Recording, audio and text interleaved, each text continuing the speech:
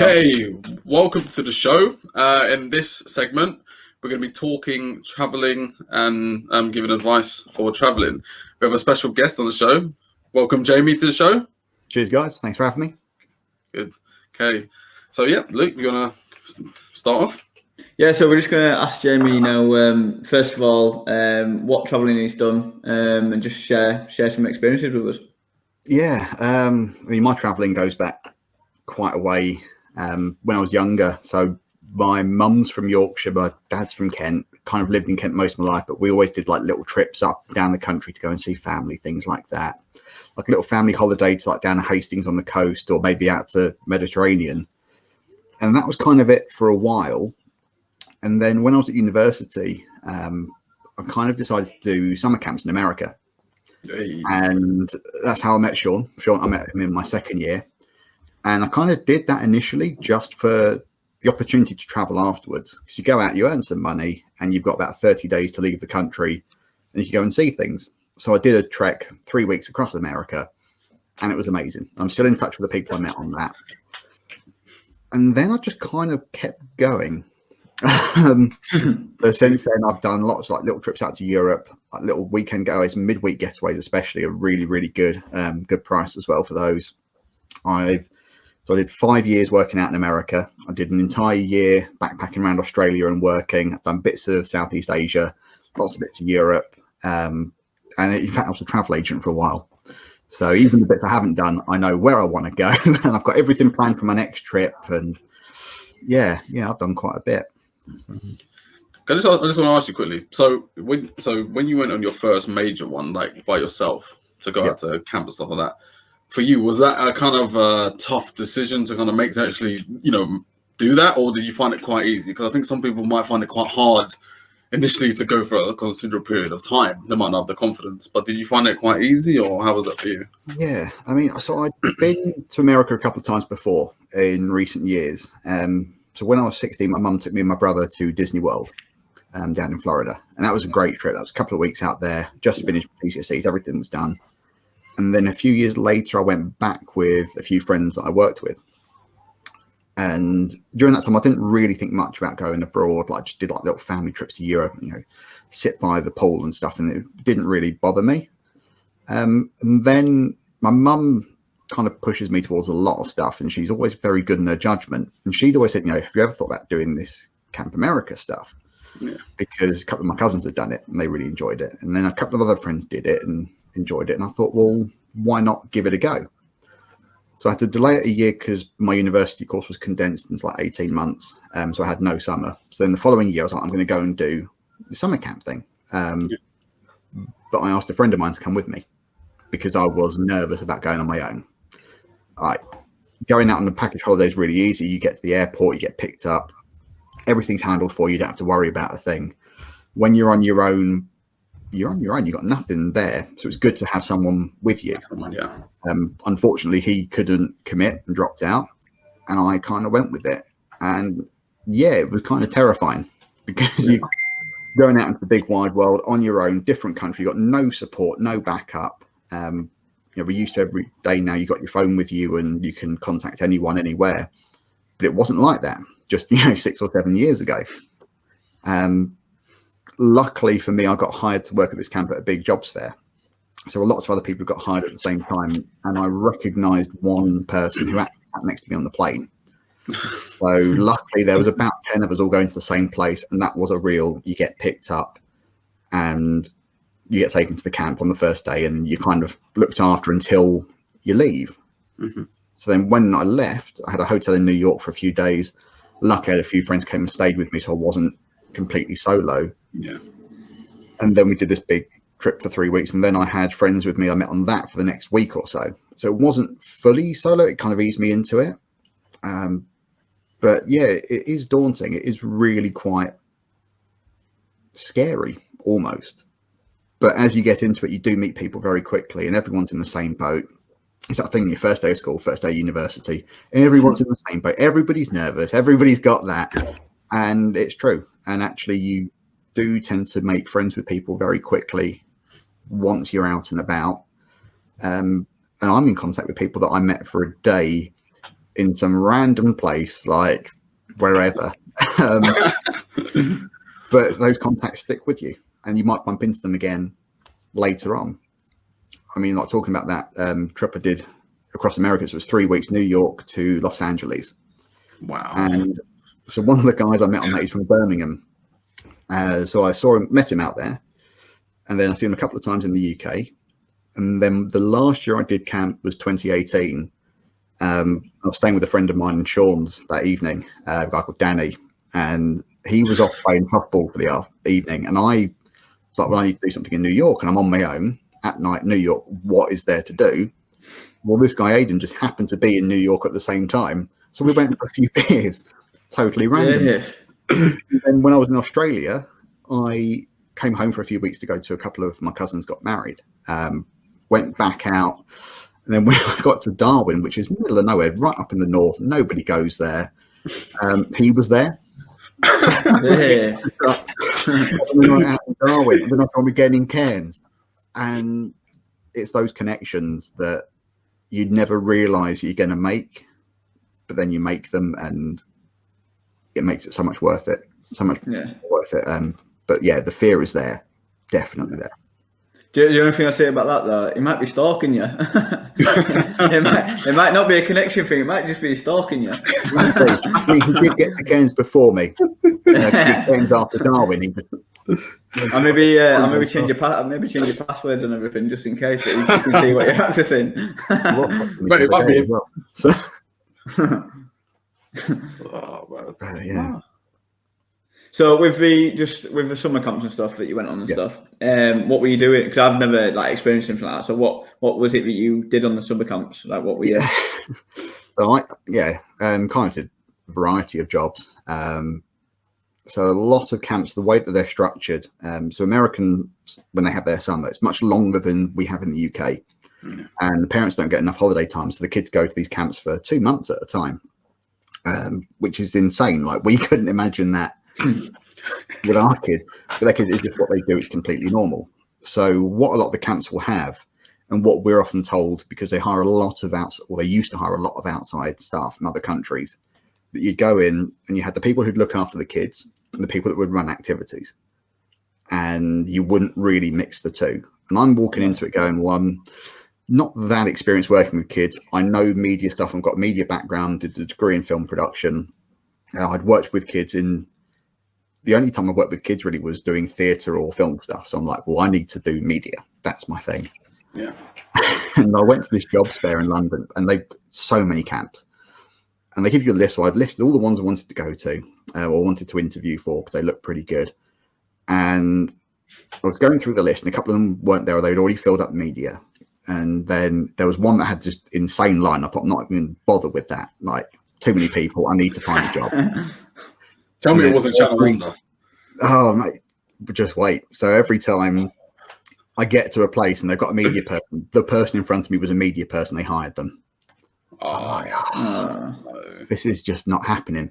And I got into one line. It wasn't the really long line. It was just opposite that, but it was still quite long. So I'm there for ages and waiting and waiting. And then 2 people before me, they hired a media person. I'm like, well, I've got one place left, or I'm going to have to hang on. So I've got in the line for this really long one, and my cousin texted me.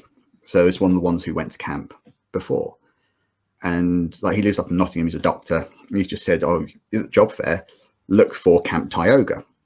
And I've gone, "Well, I'm in the queue, but it's massive." And he's like, "Just stick with it." So they've got a guy coming up and down the line, chatting to people, just basically trying to weed out anyone who they're not going to hire. Turns out he was in a bunk with my cousin years and years before. This was 6 years before, so it was a big time gap. And I got to the front and discovered that this camp wasn't quite the same. So although you'd be a specialist, not for me doing media, you would also be living with the kids. Yeah. So I was a little bit worried about that. But I went for it. It was the last place that I could really go for that day. I met the directors. They seemed really nice. And my cousin said it was really good. So I thought, I'll go for this. And it's all good. And then I got there and I was living with a bunch of 12 and 13-year-olds. And due to one of my colleagues getting fired in the first week, I had to spend a lot more time with them than I did doing media. And something just twigged, and it was amazing. And these kids are absolutely incredible. I still talk to them today. They're all at college. It's really weird. Yeah. It's grown up so fast, right? Yeah. So like my day, it was non-stop. Like other camps, you might be able to, once you've done your activities, you're done. No, when you've done your activity, you're back with a bunch of teenagers, and you've got to catch up on their day, and they want to know what you did. They want to be with you all the time. So yeah, like you'd be there, and like, so Shaun and I, we'd have to be with them at meal times, like getting food for them to try and prevent them from being these mass huddles around like toasters. We have to go and get lots of like toast for them at times and other food products, and it was a nightmare. But you're there to, help them through homesickness and everything like that, as well as you've then got an activity or even two, because I was also an archery specialist. Yeah, you was. Yeah. The guy who used to do it, a guy called Fish, he left a couple of times and kept coming back. But eventually, when he stopped going for the full summers, they needed someone to be qualified to do archery, and it was myself and another girl who did it. So yeah, there's a lot of stuff that you have to do, and there's like taking kids off camp for day trips and learning to kind of cope with that and having them in the outside world. And it's all about looking after the kids first, and then everything else you do kind of comes second. I don't know if you'd agree with that, Shaun. I totally agree with that. Yeah. It's like, their safety and then them enjoying their time themselves. That's what it's all about first. Because that's the thing, like, if they're enjoying themselves, you end up enjoying yourself too. And that's a fascinating thing. If you're in a bunk where the kids aren't enjoying themselves and all that, it's going to be a lot harder for you. But you need to, it's like, you have to, when you go to camp, you need to open up and be your inner silly or whatever, and you just enjoy yourself. You gotta, just do your best. And no, it's honestly, it's unbelievable experience. It can be one of the hardest things you will ever do, but once you get to know the kids and you get on the right side of them, and and you're cool with them and stuff, it's brilliant. It's unbelievable. And it takes over your life as well when you're there. Right. So, it is literally when you wake up, you're on duty, and you don't stop until you go to bed. So eventually the outside world doesn't matter anymore. It actually becomes very easy to think, yeah, I'm working 6 days a week. So you get a day off. I'd say every week, not even every week. We have them. So the kids will be at camp for 7 weeks. We'd be there a week and a half beforehand for orientation and training. Oh, yeah. Then the first and last weeks, there were no days off. So you get 5 days off really in a year. And that was your only time to catch up with the outside world. You had a night off as well. Oh, yeah, 1 night off, yeah. But apart from that, it didn't matter what was going on. It was just all about what was happening in the moment that day. And you got no phones, no contact, nothing like that, no electronics, and the kids don't have it either. And just being cut off, there's something amazing about that, especially now that it's even easier to stay in contact.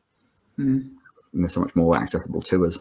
Yeah, and you're kind of forced to like communicate, like just with people, just like talking to them and stuff like that, which is actually a really good thing. It's actually sometimes like it's good to be cut away from like the outside world and all the negative stuff that you might hit, and just enjoy yourself and have a good time and make sure things are going well. So is that, in a way, it's one of the best things that you could ever, that I ever did in my life anyway, I think. So honestly, it's also very easy to wind up people when you come back from your days off and they want to know what's happening in the outside world, and you just make up stories. You just make up things that didn't happen, and people believe it. Especially the kids. Always wind the kids up. It's great fun. Oh yeah.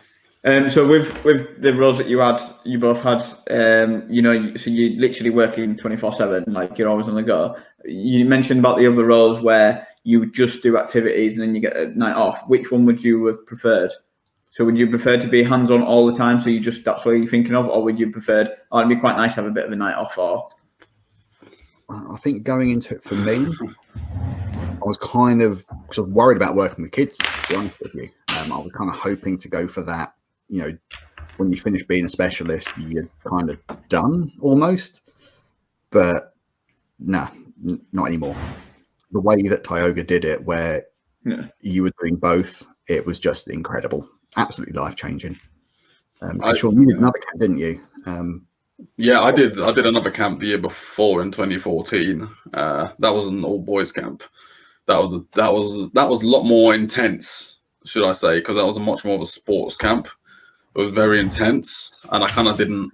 It's not that it wasn't enjoyable. It was, but in the end, I didn't kind of enjoy my time because I just felt there was so much pressure I felt was being put on the boys, and I thought it wasn't right. But I'm not saying it wasn't a family camp. It was, but it felt so much more pressure on the kids. But when I come to Tioga, it felt so much more like of a family togetherness. Even if somebody didn't have the best of games in a sport, for example, it doesn't matter.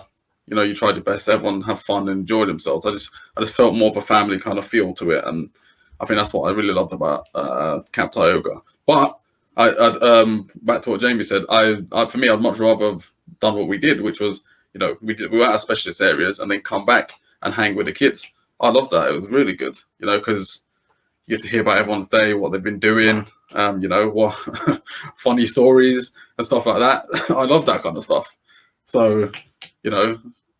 I think talk about the intensity as well. So obviously you do get some specialised camps like a sports camp. My cousin goes to performing arts camp. He's a fencing instructor there, and they're all about shows. For us, like, we actually had a case one year where one of the guys, he was an arts and crafts specialist, but the kids he was with loved Pokemon. So he created all these Pokemon outfits, and one day they blew off their schedule and played Pokemon Go. Like, for real. So they were being driven around by the head staff members in vehicles. They had their own little Pokeballs, and they were throwing them at people dressed as Pokemon. It was amazing. And like little things like that, you can never ever trade that for anything. Yeah. Is there any like skills or like stuff that you picked up and stuff that you like learned about yourself that you both picked up when you were there? So much. Yeah, quite a lot. Yeah. I mean, I was looking at a career trying to follow filmmaking, things like that, and that's something you really have to just commit yourself to 100%. And actually, my life's kind of changed, and I developed a love for travel. I'm looking at moving into the education sector, like working with kids, seeing how they develop based on the way that you teach them, the way that you influence them, inspire them. It's incredible. And you don't even realize you're doing it half the time. So the guys who used to be the director of the camp, guys called Andy and Neil, so they would do this whole week of talks basically with some of the other head staff that they had working for them to talk you through how to deal with bullying, how to get kids interested in things, how to cope when you're stuck inside on a rainy day to prevent conflict, how to diffuse that conflict if it does arise. For safety, we were massively on top of things. And it seems overwhelming, but you just click into it. And they always used to say, oh, you're going to feel this, you're going to get that. And then it all happened exactly as they said. So you almost learn a lot without realizing you've learned it. And at the end of the summer, a kid turns to you and goes like, you've made this summer incredible for me. And it melts your heart. Absolutely. Yeah. But yeah, like over the years, so I ended up running the media department. I ended up hiring my own staff in the final year. So learning those skills, and like coming from a job, and on the commute home, I'm having to like ring people across the world to pre-interview them for them to get past the new owners to be interviewed, picking all those things up and discovering where my priorities lie and the things I enjoy. I'd love making films and shooting videos, but I don't want that to be everything my life is about. Yeah. And I think doing a bit of everything at camp really, really solidified that for me. Yeah. What about you, Shaun? Camp just gave me so much confidence just to believe in myself that I could do a lot more to help others and to be a role model. Leadership would kind of help me with that as well. Because I have to say, like, I have had a bit of like camp experience before going to camp, but never like that. But honestly, it just motivated me so much. I thought, honestly, it was unbelievable. Like it helped me with my tennis as well as a coach, kind of, to understand, working with different kids and stuff like that, and how they act and stuff, whether they enjoy it or not and stuff like that. And yeah, like as Jamie said, Andy and Neil, they were spot on. Everything they said, it was absolutely spot on. They helped me as well. How their guidance and how they are as role models, as well as the other head staff and other people that worked at camp. They kind of helped mold me in a way to help me through the camp as well. And I thought that was great. So honestly, you change as a person. Honestly, you really do. You just feel like you can just do anything, and your confidence just shoots up, and it's just a great feeling. And no one gets it outside of the people who've done it. Like it probably sounds to you like the weirdest thing. And like my friends, if I say camp, their eyes glaze over. They're just like, oh, no. What? So like if a couple of my mates, like a few times, have been out like with myself and Shaun and a few others, and the moment we start talking about the kids at camp, they're like, we don't know what you're going on about here. I get really excited about this really weird thing that happened. Like one day we had like pizza bagels for lunch, which in a self-contained world is incredible. But the outside world is like, what are you on about? I think you learn to appreciate those little things a bit more, those connections you have with people. Yeah. So just staying on Camp America. So you mentioned you had like nights off and days off and stuff. What were they? Yeah. What were they like? Were they party central or what was it like? Yeah. So the nights off, less so. So a night off, you would start at 8 o'clock in the evening, and then towards the end of the summer, they could push it to 7:30, depending on kids' phone calls. So they'd have phone calls home 3 times a year, and they'd see their parents in the middle as well. So when they weren't happening, there was one week we could go a bit earlier, and yeah, there was like this lady Linda. She'd drive like literally yellow school bus to take you off camp to Walmart in Scranton, Pennsylvania, which is where the US office is kept. So it was only about a 45-minute drive, and she'd take people out there, and the people on their night off would get out of Walmart, and you'd be there for the night. There was a few things around in the area, and the rest would get dropped off at a hotel for going into their day off. So then the night off people would have to be back at camp by midnight, whereas your day off would then be staying in a hotel, and they'd be getting the bus back the following night to be back at camp for midnight. So you have the whole day the following day. Yeah. If you were friends with someone who had a car, you'd go to one of the local bars, which was great. But at the same time, you were back by midnight, and once you're back on camp, you're on duty. So if you come back and you're unfit to you're gone. Like they said, you're fired. You're gone. And you're fired. People did get fired for coming back drunk and breaking curfew. When you had that day off, that was a bit different because you weren't coming back to the camp. We'd normally have, we'd try and cram up 8 people into a hotel room at a time. Oh God, yeah. You'd have a few beers in the hotel room before you went out. People who are over 21, because it's very strict out there, especially in Pennsylvania, on that drinking age, would go out and hit some of the local bars, have a wild one, come back to the hotel. Everyone's like crammed, like people sleeping on the floor, people sleeping in baths. There was one guy slept standing up in a cupboard one of my days off. You say, Shaun, he was Australian. You probably know who I'm talking about. Oh, no. Oh, yeah. And then the following day, you're normally hungover beyond belief. And people had different things like to do. Some would go to like, it was like local like swimming holes or waterfalls. State parks. State parks, if you had the chance to get there. For myself and a couple of others, like we just love going to movies. So we'd go to a local cinema, and because you're really hungover, it's really hot, you get a massive drink, and you just sit there watching movies for a few hours before going out and getting some dinner and things like that. So you just sleep. You just go to the cinema and just sleep. Yeah, because normally you wouldn't have slept the night before. They've got to recline in the seats, isn't it? They've got to recline in the seats and just go back. You just pass out for 2 hours. There was one place called Binghamton, which is actually New York State. And New York's a little bit more relaxed on that drinking law.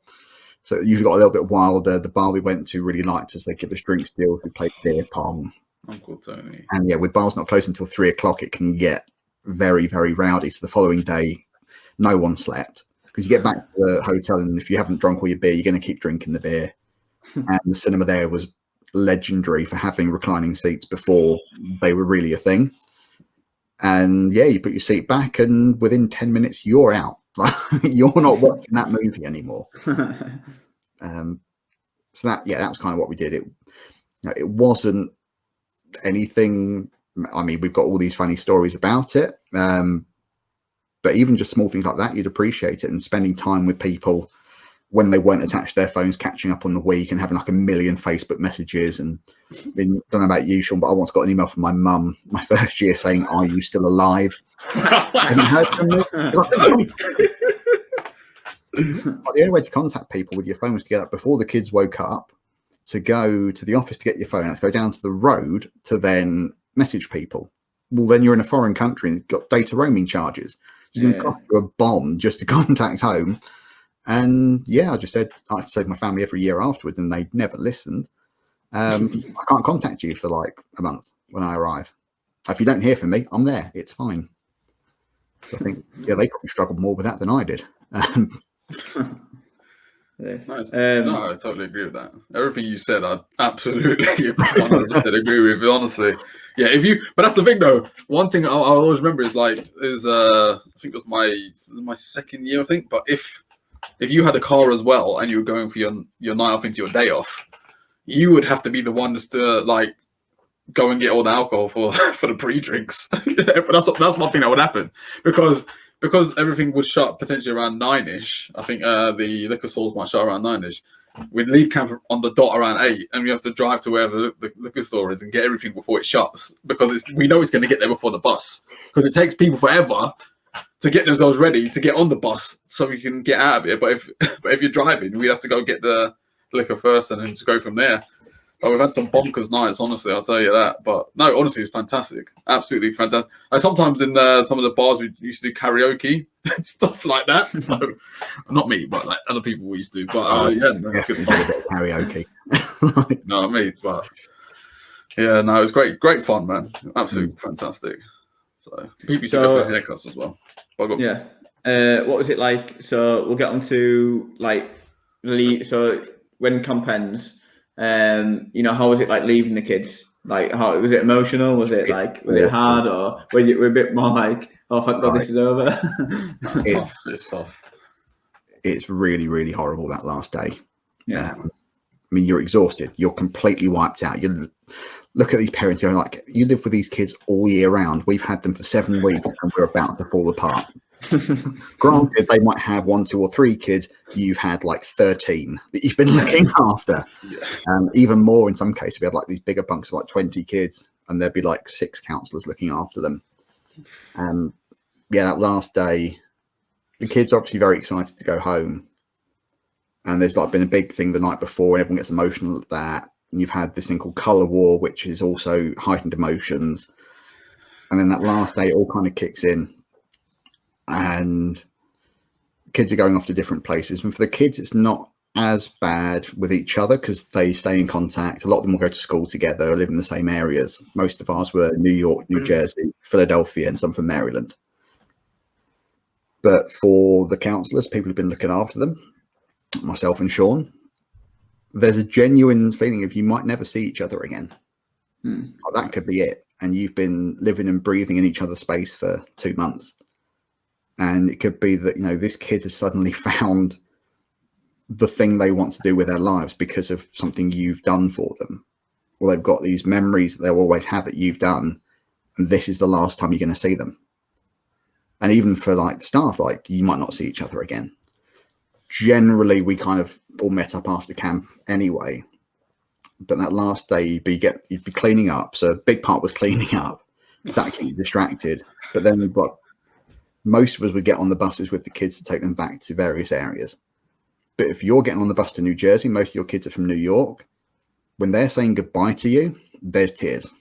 Everybody breaks. Absolutely everybody. And I don't know, Shaun, for me, it's the biggest moments is when you got a kid who wasn't one of your kids. They just spent maybe an afternoon with you, took them to an activity, or as part of the colour war, they did something with you. And they come and find you and give you a big hug and thank you for something you've done. That's when I get really I don't cry much, but when the kids do that, it breaks you. Shaun, what about you? No, I agree. It really, honestly, the last day is very tough. Just saying goodbye. But I think what makes certain things more satisfying is and you've done a great job. I think is when a kid comes up to you and says, we want you to come back next year. I think that also means that gives you such joy. That means that you've done a great job, but it makes you really sad that you're leaving because that you've done a great job now and you've had great fun and you're leaving them. It's sad. It is honestly it is sad, but I think for me that's one thing that helped motivate me to actually even come back the next year is when someone says I want you to come back. But one thing Jamie said was true actually as well because about when you connect, like if you spend a little period of time with a different bunk as well. And I had that once. I think it was my final year. I think it was on a, Jamie might remember this. It was a camp trip. I think it was either to Dorney Park or Hershey Park, and I might not have had a group. And then one of the counsellors happened to be ill, so I ended up covering him. And I had part of his bunk, but I had a great time with them as well. And at the end of the camp that year, one of the kids said, I want you to come back next year. And I was just like, yeah, I'll try my best. And just hearing stuff like that, it makes you want to come back. But like I said, you miss them a lot. You miss everybody a lot, honestly. And it affects your year as well. I mean, my second year, I had a kid. He was a CRT counsellor in training, they called. So the oldest kids, I'd come back to work with some of the younger ones who are a bit too old to be a camper, but too young to be a counsellor. And he came up to me on the last night, gave me a massive hug, pretty much in tears, just thanking me for making his colour wars amazing for the last 2 years he'd been there. Well, colour wars 3 days of the entire year. That's it. And in my head, all I thought was, yeah, I'm coming back now. Obviously, I knew I was coming back for another year at that point.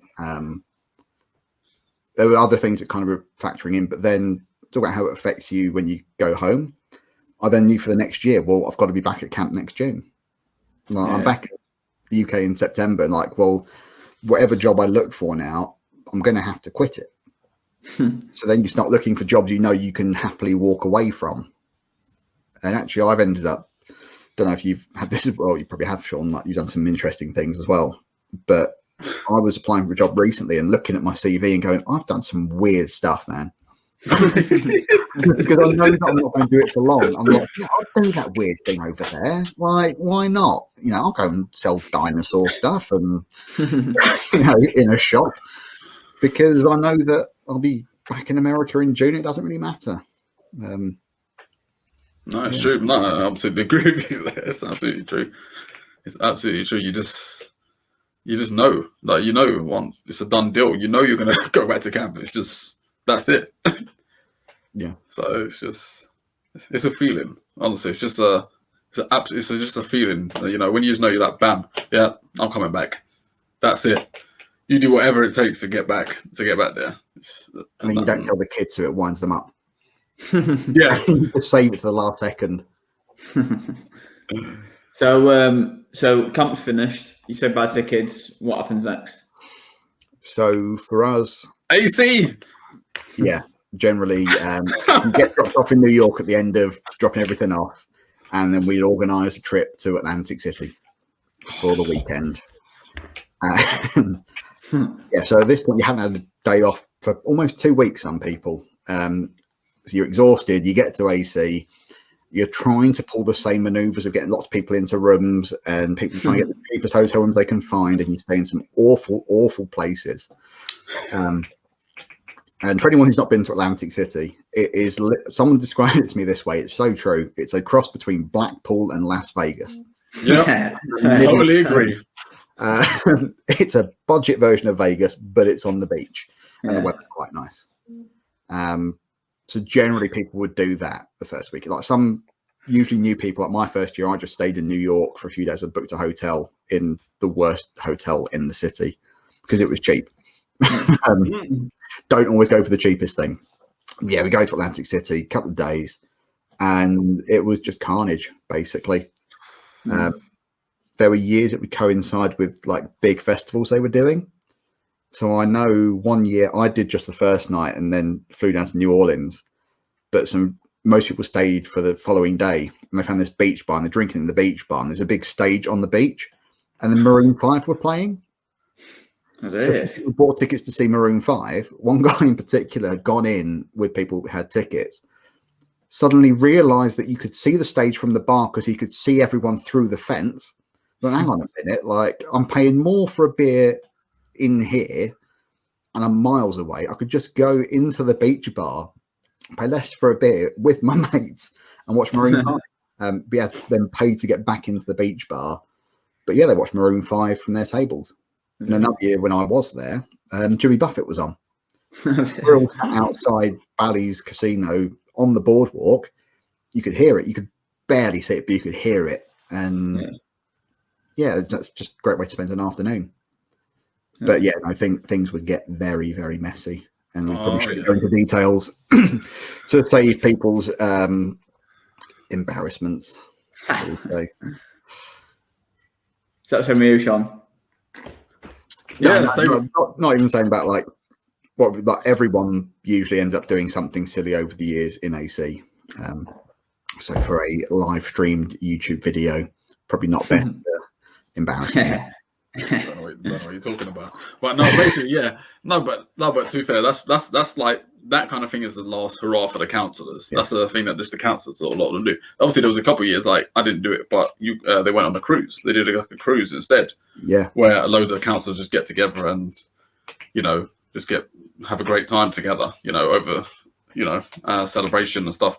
But yeah, after recent years after that, we were just going to Atlantic City. Most of the counsellors go together. That would be like our last, couple nights of, partying and then a goodbye before you go off in smaller groups. Potentially, some of them would just come home, or some of them, they'd go to like West Coast or other parts of East Coast and different areas, and just go from there and just go traveling. You just make your friends at camp and you make plans afterwards. A lot of people, which actually for the first time was terrifying. Why I did a trek. Which at some points they're sitting there going like, I would have liked to have gone on the cruise with people. I'd like to have done Atlantic City with people, but I didn't know all these things were happening. But I would never, I wouldn't do the trek again, like after having done it the first time. But I would never trade in that time I did do it because it was amazing.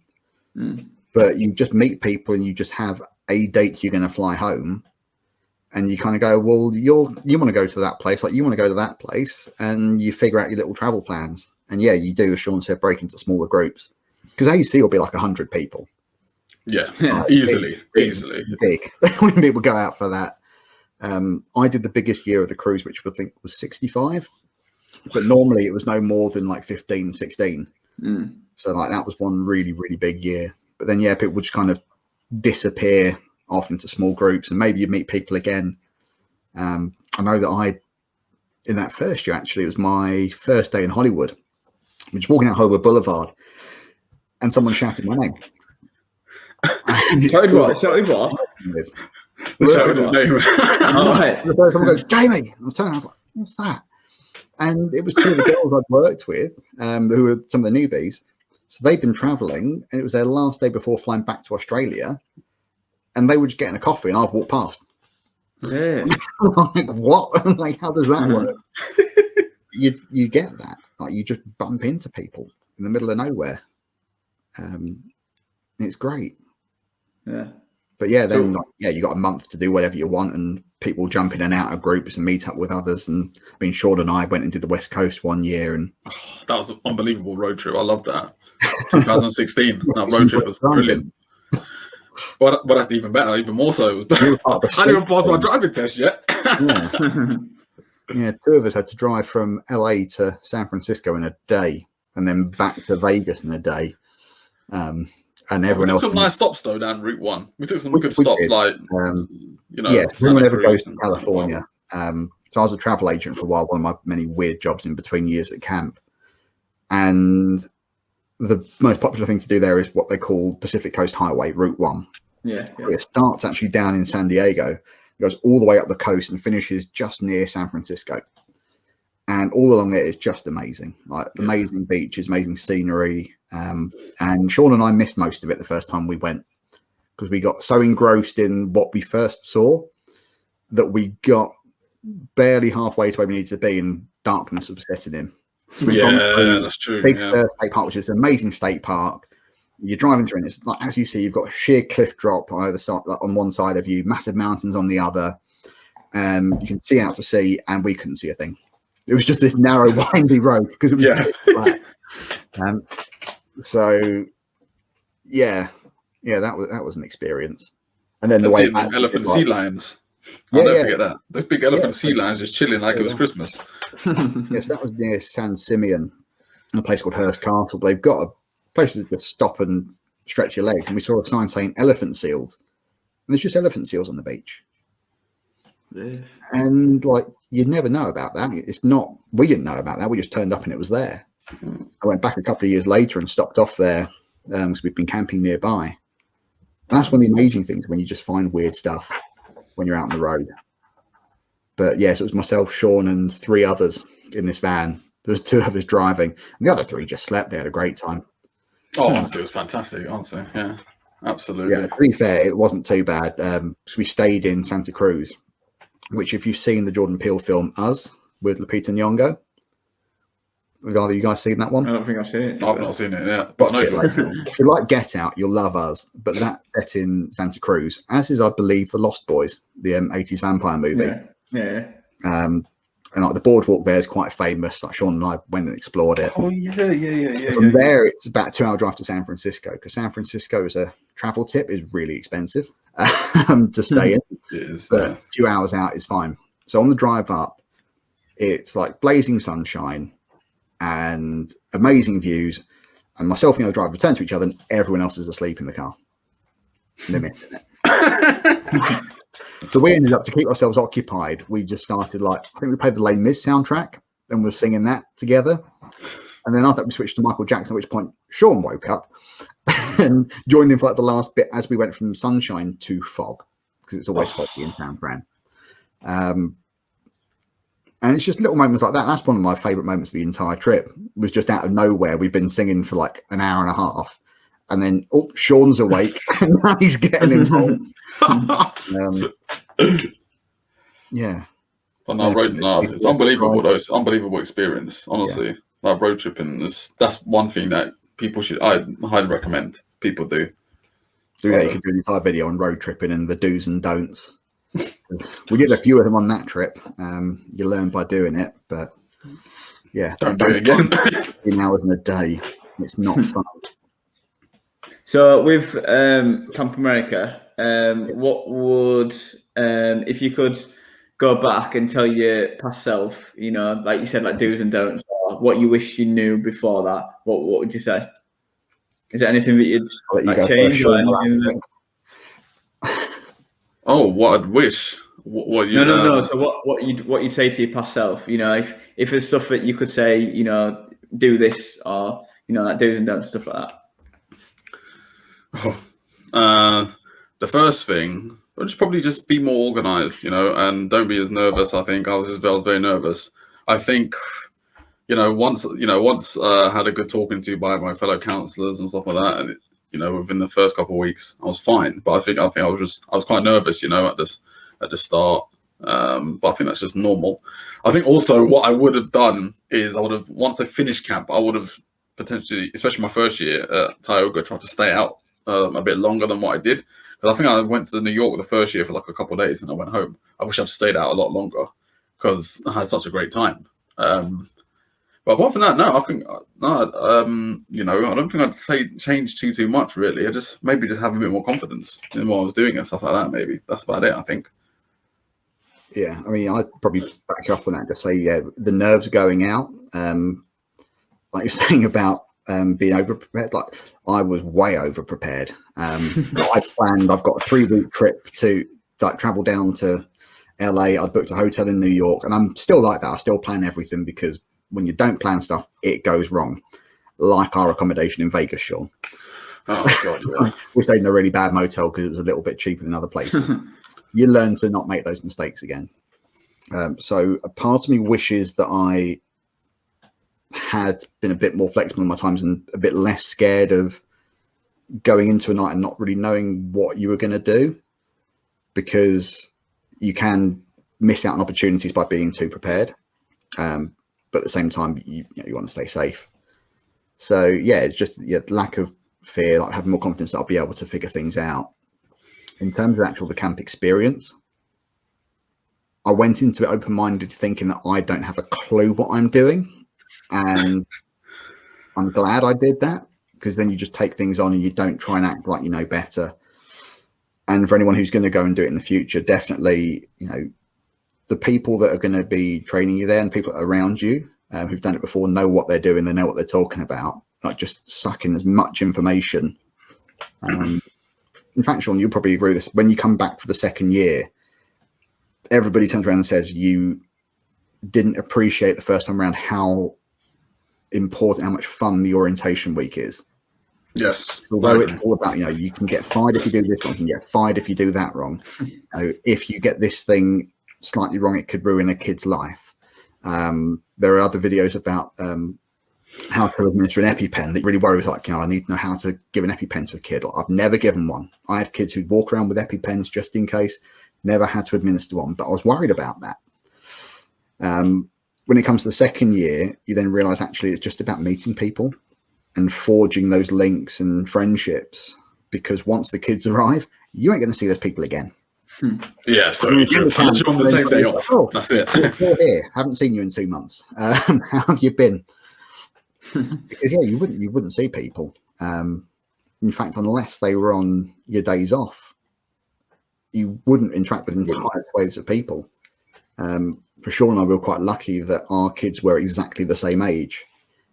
Shaun had the sporty ones, I had the less sporty ones. So there were times we kind of be in the same areas and we get to chat. But yeah, it's that real make the most of it, meet as many people as possible early on. Appreciate the calmness of that first week, because once the kids turn up, your life changes. I think that's true for life. Once kids turn up, everything changes. Yeah, definitely. At least with summer camp, after 7 weeks, they're gone. You don't have to worry about them for a little bit. But they're never really gone. They all still follow you on Instagram and things like that. That's brilliant. That was really good. I think what we'll do is, because I think with Camp America, I think that's took a big chunk of it. So I think we'll definitely do another one with you, Jamie, and we'll talk about different aspects of your traveling and stuff like that. I think we'll do a couple of these, to be fair. There's definitely a lot more to talk about. Do you guys want to finish with anything, or anything you want to say, or? No, I'm just going to say, thank you, Jamie. Thank you for joining us. And just also, just quickly, if anyone, so those that are looking to potentially thinking about going to Camp America, do it. I would just say do it. Be open-minded and go for it. Do it. Yeah, this year might be a bit challenging. This year, but just do it. Next year, definitely do it. It's the best thing. Yeah, absolutely. And you make friends for life all over the world. You make friends for life. Put it that way. You make friends for life as well. So yeah. I've been in situations where you going somewhere, you got nowhere to stay for the night, but then a friend from camp's there and everything is sorted. You've got a sofa to crash on, or they know somebody. It may seem terrifying, especially after everything that's happening in the world right now, but do it. Absolutely do it. Not brilliant. Yeah, really good. So thanks very much, Jamie, for coming on. Like I said, we'll definitely get you back on, talk about a lot more about your traveling exploits and stuff. But thanks for tuning in, guys. Hope you liked it, and leave any comments below if what you want to see on the next couple of traveling ones, what you want Jamie to discuss and stuff. And please like and subscribe and click that notification button. Awesome. Thank you, everyone. Cheers, guys. Thanks. Bye.